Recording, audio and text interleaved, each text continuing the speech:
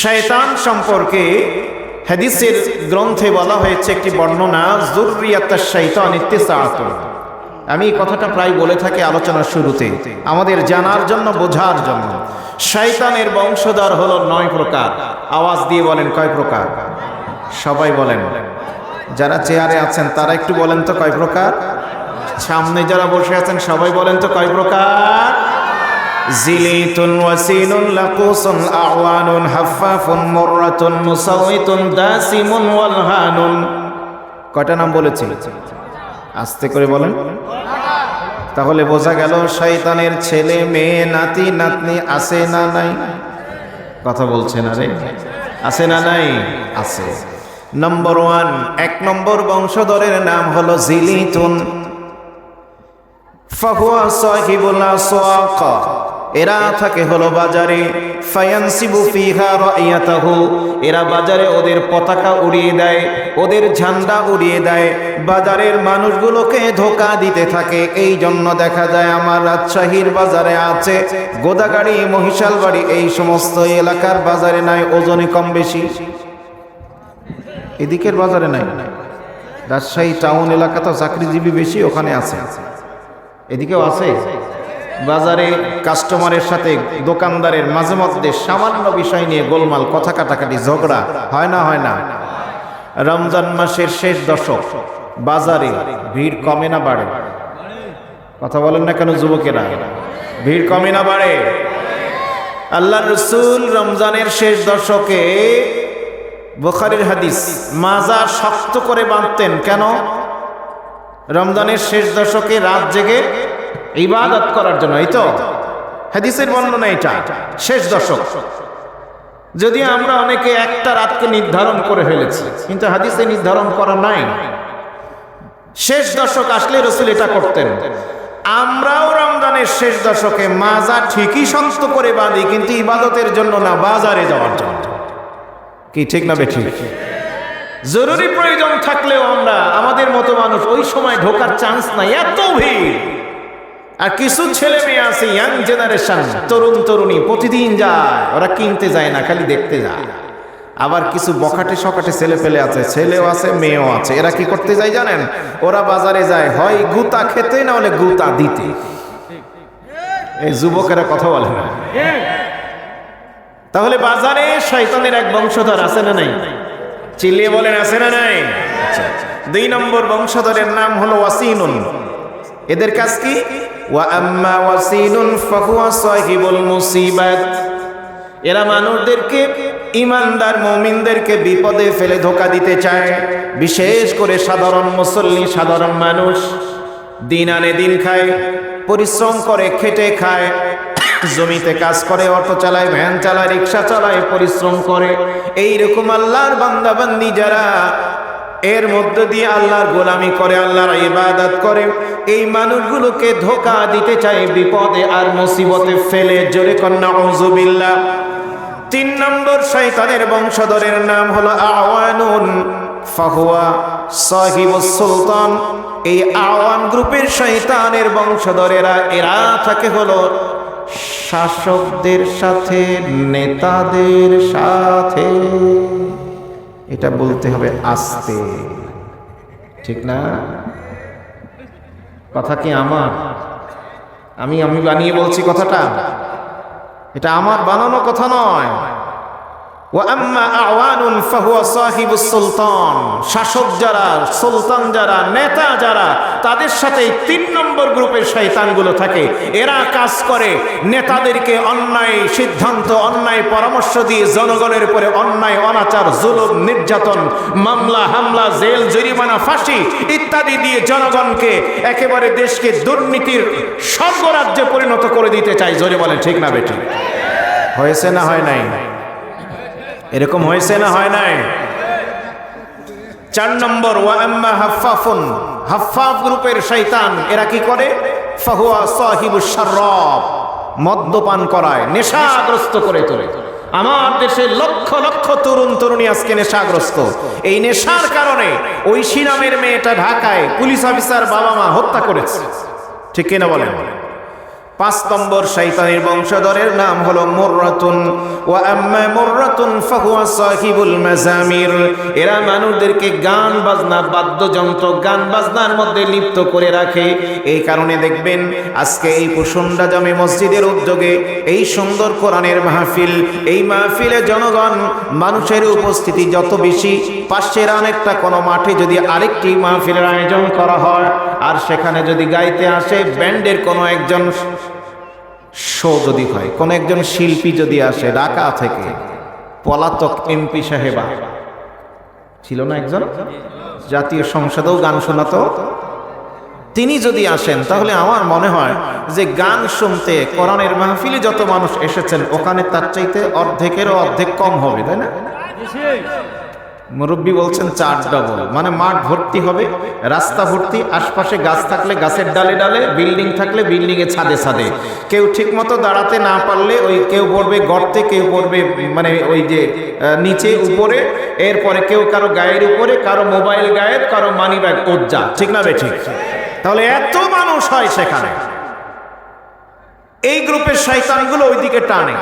6 নম্বর লাকুসুন। ওয়া আম্মা লাকুসুন ফাহুয়া সাহিবুল মাজুস। এই গ্রুপের শয়তানের কাজ হচ্ছে মানুষদেরকে সরাসরি অগ্নি পূজা, মূর্তি পূজা, শিরকের মধ্যে লিপ্ত করা, ডাইরেক্ট। 7 নম্বর শয়তানের বংশধরের নাম হলো মুসাউইতুন। ওয়া আম্মাল মুসাউইতুন ফাহুয়া সাহিবুল আখবার ইউলকিহা ফি আফওয়াহিন নাসি ওয়া লা ইয়াজিদুনা লাহা আসলা। এই গ্রুপের শয়তানের বংশধরেরা, এদের কাজ হলো মানুষদের, এরা থাকে হলো সাংবাদিকদের সাথে এমন সংবাদ, এমন খবর পরিবেশন করায়, সেটা প্রিন্ট মিডিয়া হোক অথবা ইলেকট্রনিক্স মিডিয়া হোক বা ফেসবুকে হোক, এমন খবর প্রকাশ করাবে আসল খবরটি জনগণ জানতে পারবে না। এমন খবর মনে হয় বাংলাদেশে কখনো হয় নাই। হয়েছে না হয় নাই? কথা বলেন না, হয়েছে না হয় নাই? 2013 সালের 5ই মে শাপলা চত্বরে আলেম ওলামা একত্রিত হয়েছিলেন, ঠিক না বেঠিক? জোরে বলেন।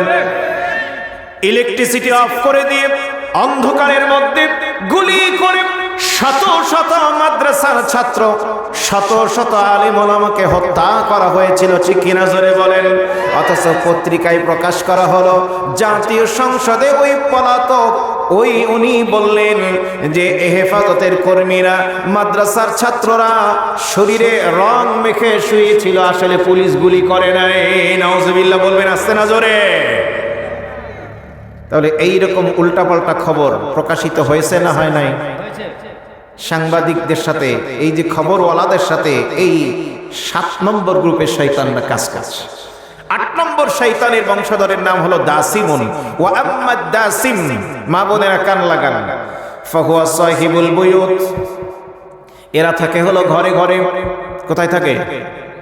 কোথায় থাকে বলেন বলেন? ঘরে। মা বোনেরা কান লাগান, এতক্ষণ বাইরে ছিল, এবার ঘরে ঢুকেছে। এক গ্রুপ ঘরে। ইদা দাখালার রাজুলুল মানজিল ওয়ালাম ইউসাল্লিম ওয়ালাম ইয়াযকুর ইসমাল্লাহ আওকাআ ফীমা বাইনাহুমুল মুনাযাআতা হাত্তা ইয়াকিআ আত-তালাক ওয়াল খুলউ ওয়াদ-দারব।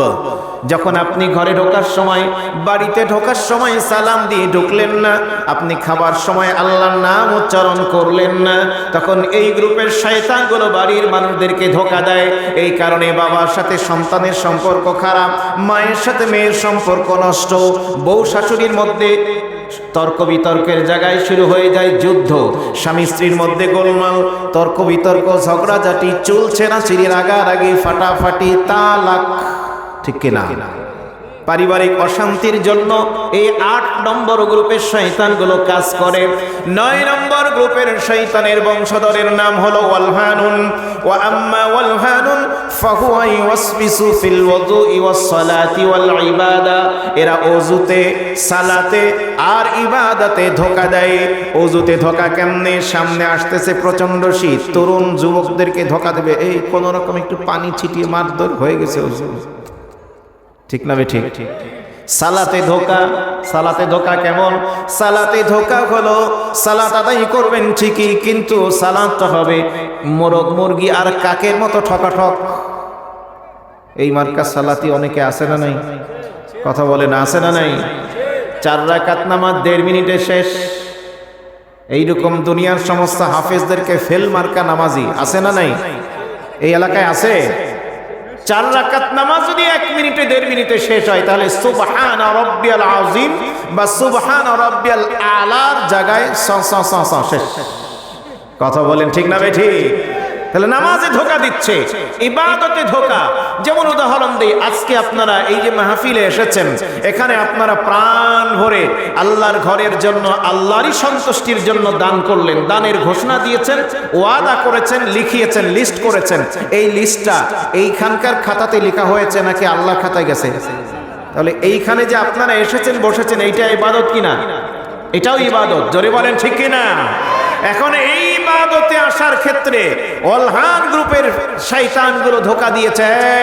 প্রসুন্দা মসজিদের ওইখানে মাহফিল যাওয়ার দরকার নাই, রাত হবে অনেক, ঘুম নষ্ট হবে, কষ্ট হবে বাড়ি ফিরতে। এরপরে ধোঁকা দিয়েছে অমুক জায়গায় ওই মোড়ে বাজারের মধ্যে ক্যারাম বোর্ড আছে, খেলবি, অসুবিধা নাই। আর যুবকদেরকে তো ক্যারাম বোর্ডও দরকার নাই, বড় ক্যারাম বোর্ড হাতেই আছে। ঠিক কিনা কন?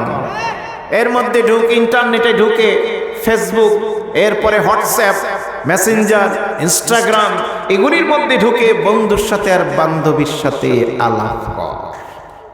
দরকার নাই মাহফিলে যাওয়া। কি ধোঁকা দিয়েছে না দেয় নাই? দেওয়ার পরেও আলহামদুলিল্লাহ ওদের ধোঁকাকে উপেক্ষা করে আপনারা এসে বসেছেন, এখনো আছেন এই রাত পর্যন্ত। এই থাকার পরেও এই মুহূর্তে আমার ঘড়িতে বাজে রাত্রি 11:40। তো এই এত রাত্রে এই মুহূর্তে 9 নম্বর গ্রুপের শয়তান সাংঘাতিক শক্তিশালী হয়ে ধোঁকা দিবে। কিভাবে জানেন?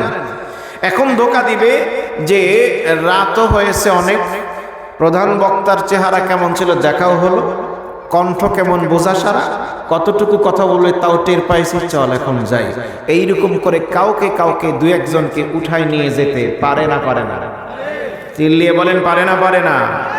এই হাদিস শোনার পরে এখন যদি কেউ ওঠেন, তাহলে সভাপতি হুজুর সহ আমরা যারা আছি টাটকা বুঝে ফেলবো যে এই যে এক্ষুনি এই লোকটাকে, যিনি উঠবেন তাকেই 9 নম্বর গ্রুপের ওয়ালহান গ্রুপের শয়তান এই যে এখনই নিয়ে গেল। কি উঠে কেউ এই সুযোগ দেবেন? এটা দেখাবেন কেউ? তাহলে অল্প সময় শেষ পর্যন্ত থাকতে রাজি আছি কারা? এবার একটু 2 হাত তুলে দেখিয়ে দেন তো তারা। হাত তোলেন, লিল্লাহে তাকবীর, লিল্লাহে তাকবীর। আর একটু আস্তে জবাব দিবেন, লিল্লাহে তাকবীর। মাশাআল্লাহ, হাত নামান।